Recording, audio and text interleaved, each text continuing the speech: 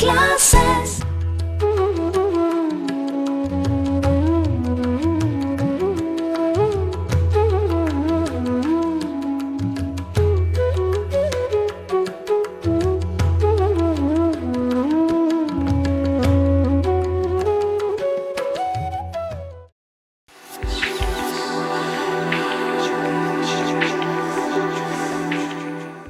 तो अब हम लोग लिविंग बीइंग के नेक्स्ट कैरेक्टर की बात करते हैं, कैरेक्टर फोर्थ, और यह है ग्रोथ।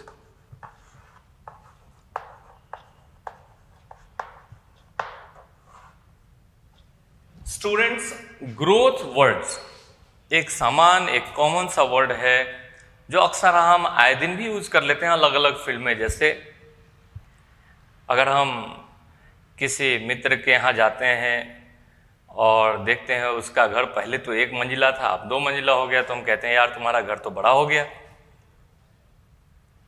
ये भी ग्रोथ है, पर ये नॉन लिविंग का ग्रोथ है। लिविंग और नॉन लिविंग के ग्रोथ में पहले तो हम लोग फर्क समझने की कोशिश करते हैं।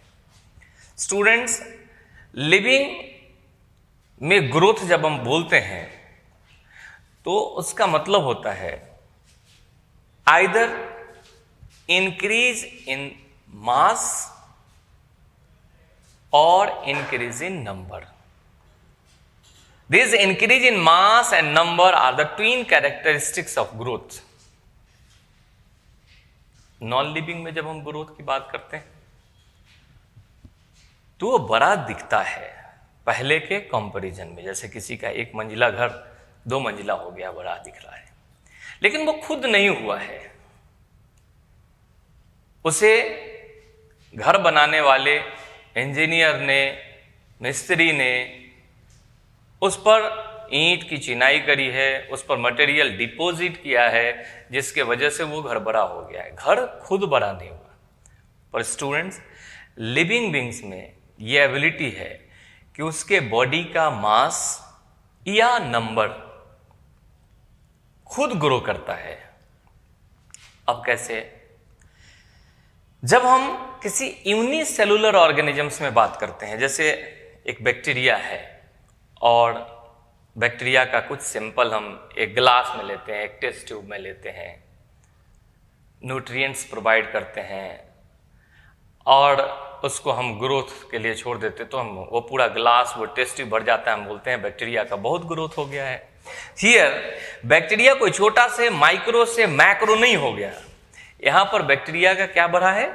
नंबर बढ़ा है। तो हम कहते हैं बैक्टीरिया का बहुत ग्रोथ हो गया।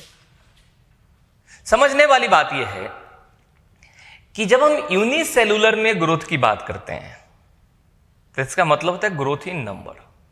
1 बैक्टीरिया से 2 बैक्टीरिया, 2 से 4 बैक्टीरिया, 4 से 8 बैक्टीरिया, यूं बढ़ना। और स्टूडेंट्स, रिप्रोडक्शन भी तो इसी को कहते हैं, the process in which living beings are produce their own kinds. So अगर हम यूनिसेलुलर ऑर्गेनिजम्स में ग्रोथ की बात करते हैं तो वो ग्रोथ इन नंबर है और उसी को हम रिप्रोडक्शन भी कहते हैं। हियर शब्द अलग हैं, ग्रोथ और रिप्रोडक्शन, पर दोनों के मीनिंग एक है, that is increase in number. So in unicellular organisms both growth and reproduction are inclusive events. दोनों टर्म्स अलग हैं पर दोनों का मीनिंग एक है। लेकिन जब हम मल्टी सेलुलर ऑर्गेनिजम्स में बात करते हैं तो ग्रोथ का मतलब increase in shape, size, volume, mass है, जबकि रिप्रोडक्शन का मतलब इंक्रीज इन नंबर है। Here in multicellular organisms both reproduction and growth are different. Friends, living beings में जो ग्रोथ है वो एक इरिवर्सिबल इवेंट है। जैसे आज अगर अपन 5-7 के हो गए हैं तो ऐसा नहीं होगा कि आगे हम फिर छोटे हो जाएंगे। काश ऐसा हो जाता, पर ऐसा होगा नहीं। लेकिन नॉन लिविंग में जो ग्रोथ हम कहते हैं, तो किसी की एक फ्लोर बना दिया तो बड़ा हो गया और एक फ्लोर तोड़ दिया तो छोटा हो गया, वो तो हमारा बनाया हुआ है।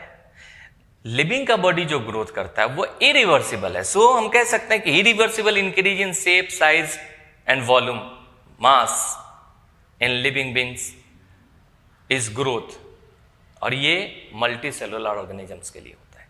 Students, growth multi cellular plants के भी होते हैं और ग्रोथ मल्टी सेलुलर एनिमल्स के भी होते हैं। फर्क ये है कि प्लांट्स का ग्रोथ थ्रू आउट लाइफ होता है, जबकि एनिमल में growth up to a certain age होता है। ग्रोथ चाहे प्लांट में हो या एनिमल में, सेल डिवीजन के वजह से होता है, जिसमें नंबर ऑफ सेल बढ़ते हैं। जैसे जैसे जैसे मास बढ़ेगा, साइज बढ़ेंगे, वॉल्यूम बढ़ेगा, नंबर ऑफ सेल भी बढ़ते हैं, और ये बढ़ते हैं थ्रू माइटोसिस, समसूत्रण। तो क्या मल्टी सेलुलर ऑर्गेनिजम्स प्लांट भी है जिसमें थ्रू आउट लाइफ ग्रोथ होता है? It means through out mitosis होता है। और क्या हम लोगों में माइटोसिस होना बंद हो गया है? नहीं स्टूडेंट्स, हम लोगों में भी बंद नहीं हुआ है, लेकिन प्लांट्स में माइटोटिक रेट ऐसा होता है जिससे नंबर ऑफ सेल बढ़ते ही जाते हैं और बॉडी का ग्रोथ होता है। पर हम एनिमल्स में एक सर्टेन एज तक तो नंबर ऑफ सेल बढ़ते हैं, लेकिन उसके बाद नंबर ऑफ सेल नहीं बढ़ते। जो सेल डिस्ट्रॉय होते हैं उसके जगह नए सेल फॉर्म होते हैं, रिपेयर होते हैं। सो माइटोसिस तो होता है, अगर नहीं होता तो घाव नहीं भरते,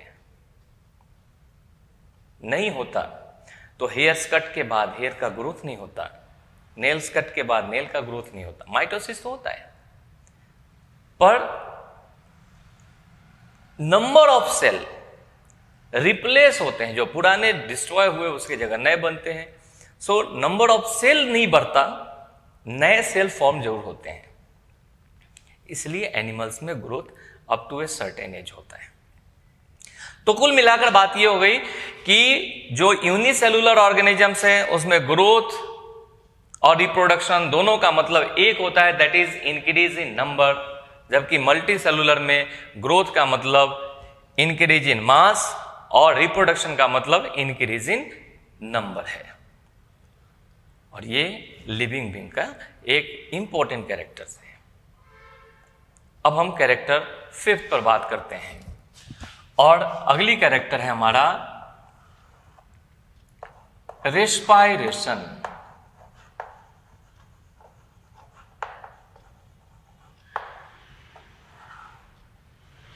रेस्पायरेशन का मतलब जब हम सोचते हैं तो शायद ऐसा लगता है जैसे हमने सांस लिए और छोड़े, ये respiration. This is not respiration, this is a phase of respiration, a step of respiration and called as breathing। सांस लेना और छोड़ना, ये ब्रीदिंग है, श्वासोच्छ्वास है। लेकिन हां, हम लोगों में रेस्पिरेशन का ये फेज है, इसका होना जरूरी है फॉर रेस्पायरेशन। तो स्टूडेंट, रेस्पायरेशन का एग्जैक्ट मतलब क्या है?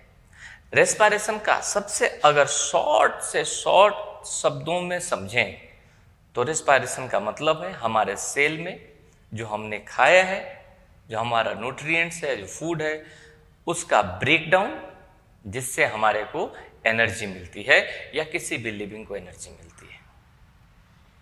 कुछ ऑर्गेनिजम्स में ये फूड का breakdown in the presence of oxygen होता है, जिसे हम एरोबिक रेस्पायरेशन कहते हैं।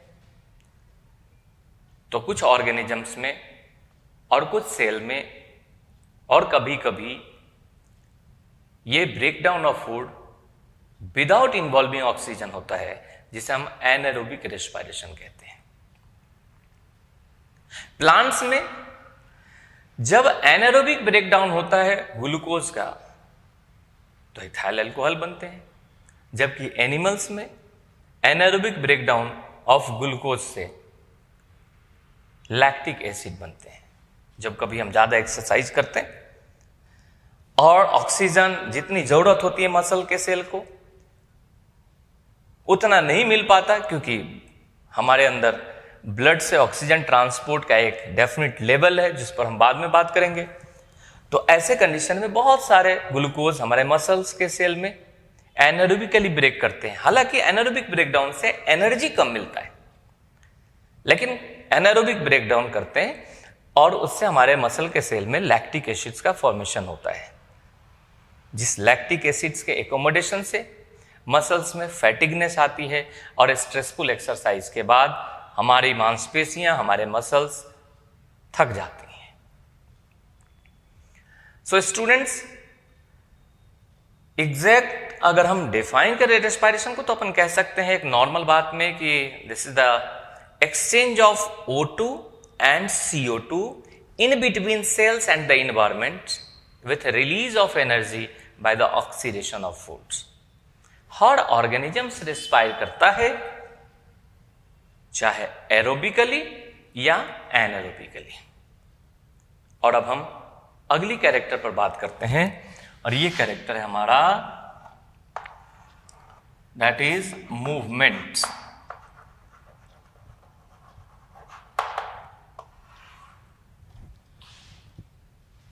मूवमेंट हर किसी ऑर्गेनिजम्स में होता है या उसके किसी पार्ट में होता है।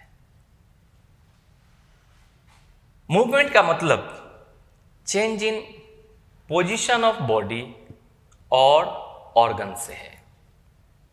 जैसे जिस वक्त मैं अभी इस वक्त आपसे बात कर रहा हूं तो हमारे बॉडी में मूवमेंट हो रहा है, अभी प्लेस चेंज नहीं हो रहा है, ये बॉडी का पोजीशन चेंज हो रहा है। प्लांट को भी देखें आप तो जब सीड का जर्मिनेशन होता है, रूट सिस्टम बनते हैं, शूट सिस्टम बनते हैं, उनमें भी मूवमेंट होता है। हम कहते तो हैं कि root is the descending portion of plants develops from radical of seeds grow towards the center of gravity, means positive to geotropic, and away from the sunlight, means negative to phototropic region। यानी root का जो movement है वो towards gravity है, towards earth है, जबकि shoot stem the sending portion of plants develop from plumule of seeds grow positive to phototropic and negative to geotropic. यानी shoot का जिधर लाइट है उधर की ओर मूवमेंट है, तभी तो उधर ग्रोथ है। सो स्टूडेंट्स, मूवमेंट तो उनमें भी है और हम ऑर्गेनिजम्स में भी हैं। कुछ ऑर्गेनिजम्स सेसाइल होते हैं, लेकिन कॉन्शियसनेस के कारण उनके भी किसी पार्ट में मूवमेंट देखा जा सकता है। जैसे स्पॉन्जेज में, उनमें जो ऑस्कुलम होता है, अगर आप उस पर इंटेंस लाइट देंगे दे विल क्लोज्ड, मूवमेंट है। सो मूवमेंट भी एक इंपॉर्टेंट कैरेक्टर है लिविंग ऑर्गेनिजम्स का। अब आइए, जब इस मूवमेंट के साथ प्लेस भी चेंज हो जाए, मूवमेंट के साथ प्लेस भी चेंज हो रहा है, पहले मूवमेंट फिर प्लेस चेंज, तब हम इसको कहते हैं लोकोमोशन। ये लोकोमोशन हर ऑर्गेनिजम्स में नहीं होता है। मेरी बात को आप गौर से समझिए, ये लोकोमोशन हर ऑर्गेनिजम्स का कैरेक्टर नहीं है, लेकिन जिसमें हो रहा है डेफिनेटली वो लिविंग है। सो लोकोमोशन लिविंग को पहचानने का एक इंपॉर्टेंट कैरेक्टर है, पर हर लिविंग की पहचान में हम लोकोमोशन का इस्तेमाल नहीं करेंगे इस कैरेक्टर का। लोकोमोशन ज्यादातर मोस्ट एनिमल्स में है, कुछ लोअर एनिमल्स जैसे स्पॉन्जेज में नहीं है, जिन्हें हम सेसाइल कहते हैं। प्लांट्स में नहीं है, ऐसा नहीं है कि एक जगह का प्लांट दूसरे जगह चला जाता है। सो ये खास तौर पर एनिमल्स का कैरेक्टर है, और उसमें भी कुछ लोअर एनिमल्स इसके एक्सेप्शंस हैं जो सेसाइल होते हैं। पर जिस किसी में लोकोमोशन होता है डेफिनेटली वो लिविंग तो है, उससे तो हमारी पहचान हो जाएगी। So next character is locomotion.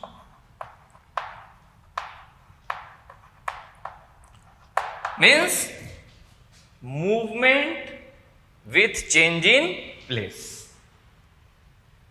And now students, the next character of living being is excretion.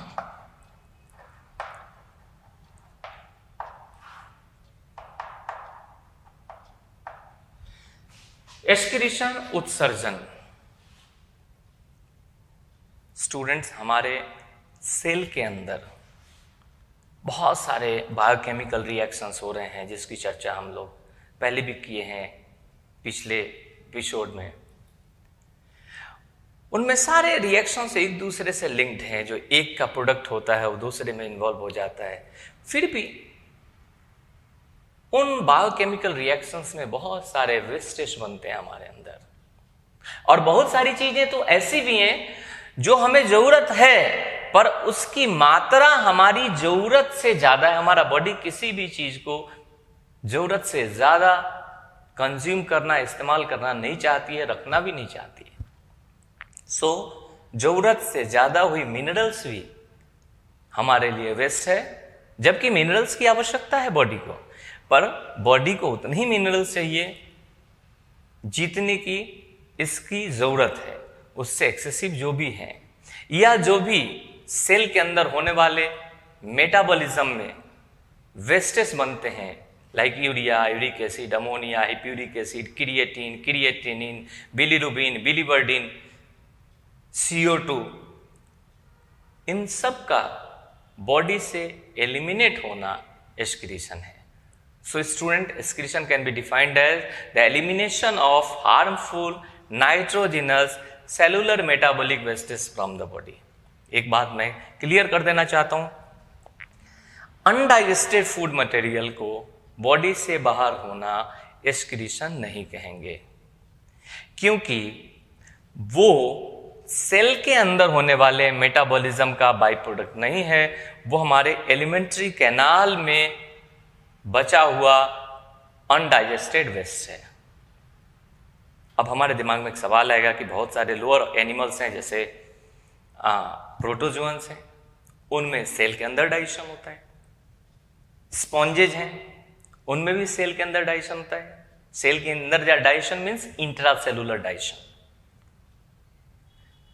Coelenterates हैं, इनमें सेल के अंदर भी होता है, सेल के बाहर भी होता है, both extra and intracellular digestion. तो क्या जिन ऑर्गेनिजम्स में सेल के अंदर मीन्स इंट्रासेलुलर डाइजेशन हो रहे हैं, उनमें अनडाइजेस्टेड फूड मटेरियल जो वेस्ट बच जाएंगे उसके एलिमिनेशन को अपन एक्सक्रीशन कह सकते हैं। स्टूडेंट्स, वहां भी कहना जरूरी नहीं है, वहां भी नहीं कह सकते, क्योंकि वहां भी जो डाइजेशन होता है वो पर्टिकुलरली जैसे अमीबा में पर्टिकुलर एक फूड वैक्यूल है जिसमें होता है और वो वहीं से रिमूव हो जाता है। सो वहां भी हम कॉमन टर्म इजेशन ही इस्तेमाल करेंगे। हाँ, यूरिया, अमोनिया, यूरिक एसिड, ये सारे जो वेस्टेज हम बात कर रहे हैं, इन सब का बॉडी से रिमूव होना हमारा एक्सक्रीशन कहलाता है। And now the next character is reproduction.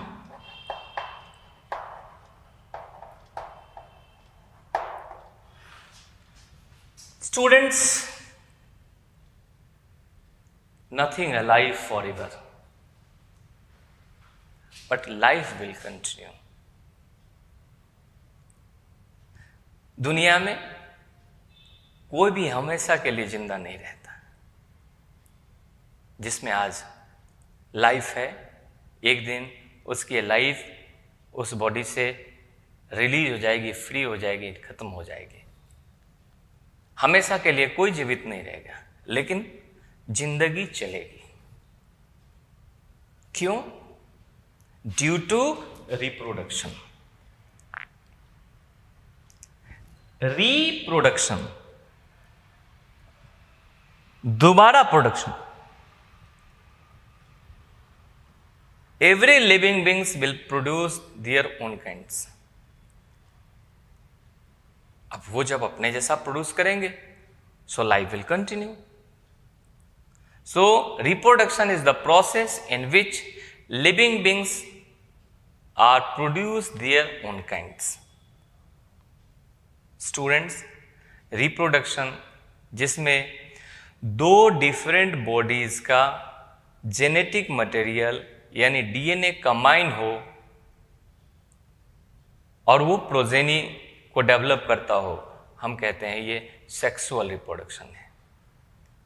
लेकिन जिसमें सिंगल बॉडी से प्रोड्यूस होता हो नया ऑर्गेनिजम्स, हम उसे कहते हैं असेक्सुअल रिप्रोडक्शन है। सेक्सुअल रिप्रोडक्शन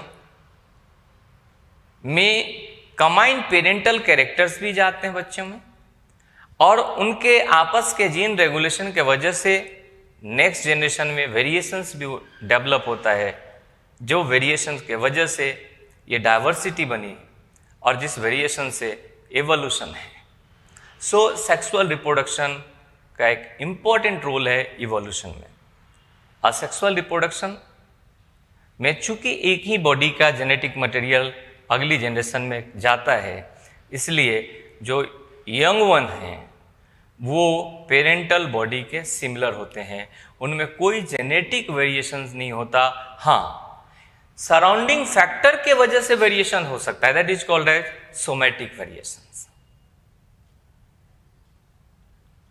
आगे हम लोग बात करेंगे सेक्सुअल और असेक्सुअल रिप्रोडक्शंस के मोड्स क्या क्या हैं और एग्जाम्पल्स क्या हैं, पर हम कैरेक्टर्स में आगे बढ़ते हैं। And now the next and most important character is metabolism.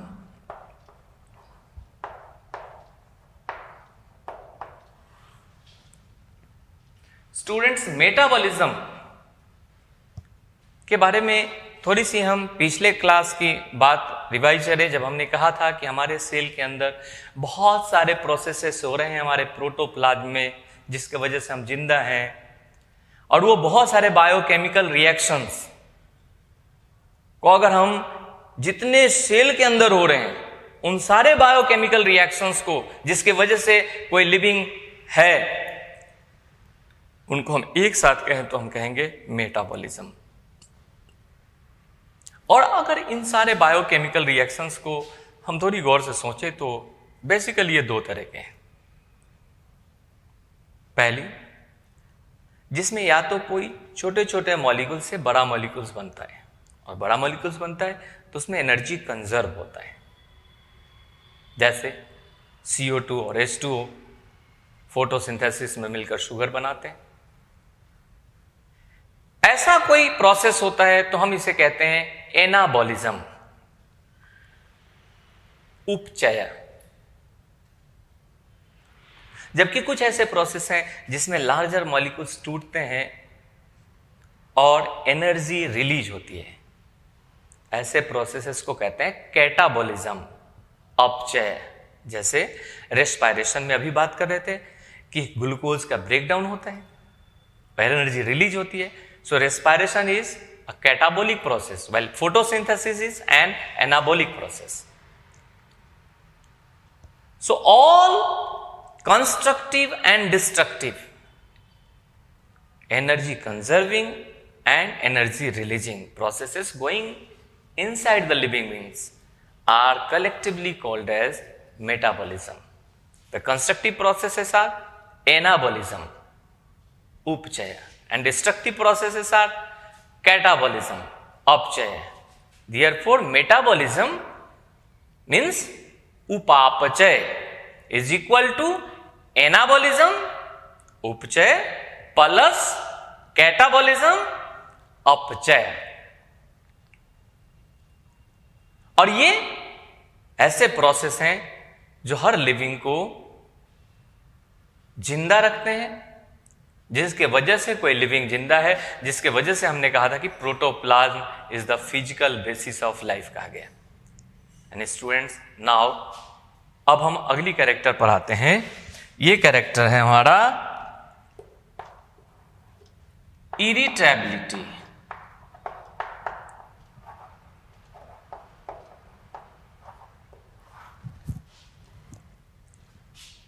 संवेदनशीलता, कॉन्शियसनेस। हर ऑर्गेनिजम्स अपने सराउंडिंग में होने वाले चेंज के प्रति रिस्पॉन्स करता है, कोई कम कोई ज्यादा। किसी का रिस्पॉन्स हम समझ पाते हैं, किसी का रिस्पॉन्स हम नहीं समझ पाते हैं। रिस्पॉन्स सब करता है। सराउंडिंग में होने वाला चेंज अर्थात स्टिमुलस, उद्दीपन, इन उद्दीपनों के, इन स्टिमुलाई के लिए ऑर्गेनिजम्स में जो रिस्पॉन्ड करने की एबिलिटी है, इसे हम इरिटेबिलिटी कहते हैं। ऑर्गेनिजम्स में ये इरिटेबिलिटी कम और ज्यादा हो सकती है। अलग अलग तरह के स्टिमुलाई के लिए अलग अलग रिस्पॉन्स हो सकता है, दैट मे पॉजिटिव और नेगेटिव, लेकिन रिस्पॉन्स करने की एबिलिटी हर लिविंग ऑर्गेनिजम्स में है, और ये एबिलिटी ही इरिटेबिलिटी है। स्टूडेंट्स, नाउ अब हम अगले कैरेक्टर पर बढ़ते हैं, और ये कैरेक्टर है हमारा एडाप्टेशन।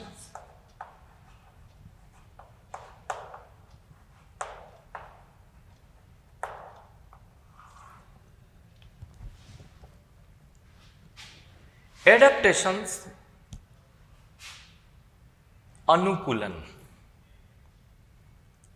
ऑर्गेनिजम्स के सर्वाइवल के लिए बहुत ही जरूरी है,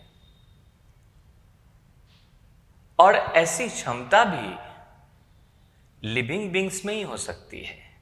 स्टूडेंट्स, अपने सराउंडिंग में होने वाले चेंज में सर्वाइवल के लिए ऑर्गेनिजम्स के बॉडी में स्ट्रक्चरल एंड फिजियोलॉजिकल चेंजेस होते हैं। इन्हीं चेंजेस को अपन एडाप्टेशंस कहते हैं। यदि इन चेंजेस के लिए जितनी सुटेबल एडाप्टेशंस होनी चाहिए, जिस ऑर्गेनिजम्स में वो डेवलप कर जाए, वो ऑर्गेनिज्म उस नेचर में सरवाइव करता है। और जिसके लिए डार्विन ने कहा survival of the fittest. Darwin ने क्या एक अपनी थ्योरी में दिया था, सर्वाइवल ऑफ द फिटेस्ट। जिसमें ये प्रॉपर एडेप्टेशन नहीं हो पाता, नेचर उसे खत्म कर देती है। That is natural selection. ये एडेप्टेशन नॉन लिविंग में नहीं संभव है। हर लिविंग का बॉडी अपने सराउंडिंग में होने वाले चेंज में सर्वाइवल के लिए कोशिश करता है, अपने अंदर चेंज लाने की कोशिश करता है। कुछ में वो प्रॉपर डेवलप हो जाता है, जो उसका सर्वाइवल है। जिसमें प्रॉपर डेवलप नहीं हो पाता है, उसके सर्वाइवल में डिफिकल्टी है या सर्वाइवल नहीं हो पाता। पर एडेप्टेशंस भी लिविंग बींग्स का कैरेक्टर है। स्टूडेंट्स, एडेप्टेशंस को अगर हम देखें ऑर्गेनिजम्स में, तो हम इसे दो कैटेगरी का, दो टाइप का एडेप्टेशंस कहते हैं। एक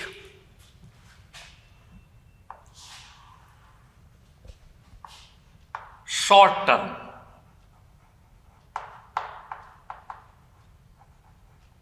एडेप्टेशन और दूसरा लॉन्ग टर्म एडेप्टेशन।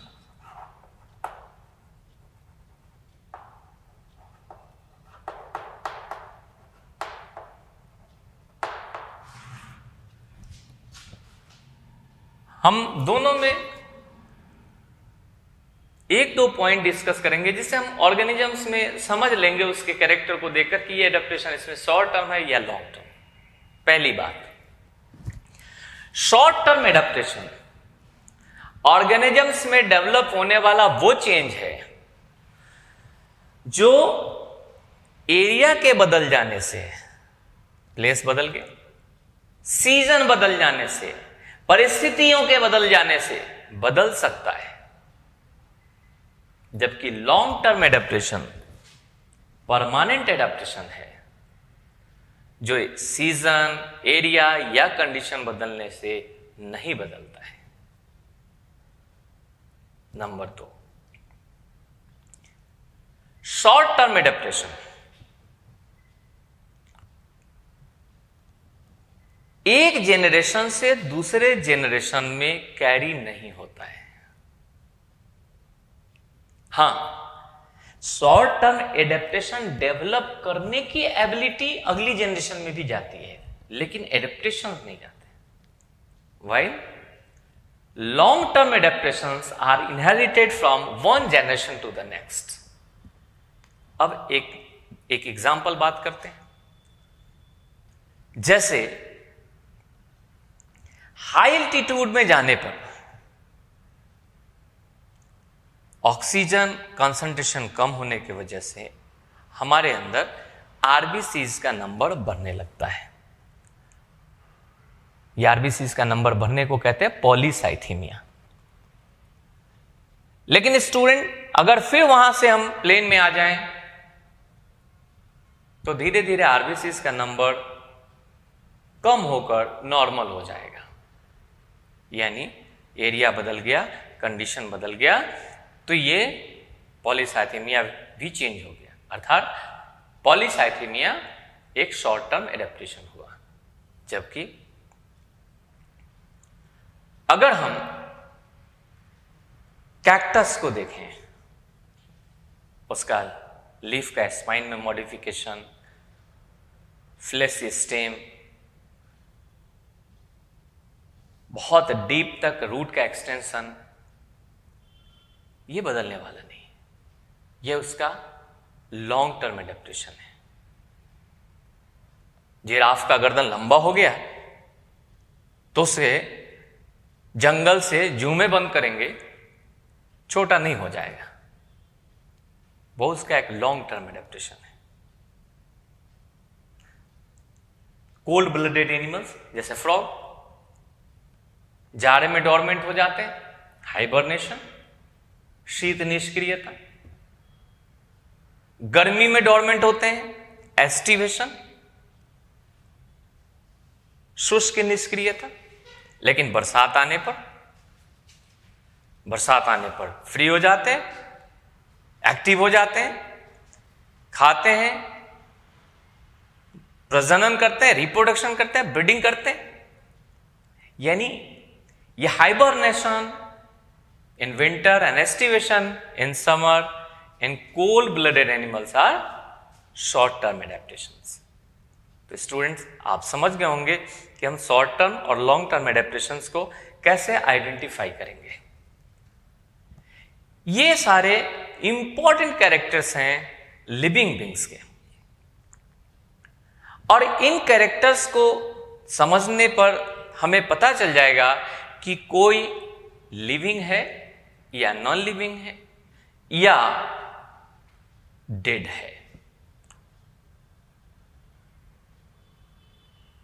अब हम आगे इस डायवर्सिटी में किस किस टाइप के लिविंग्स हैं, इतने तरह के उनके नेचर कैसे हुए हैं, इस पर डिस्कस करेंगे।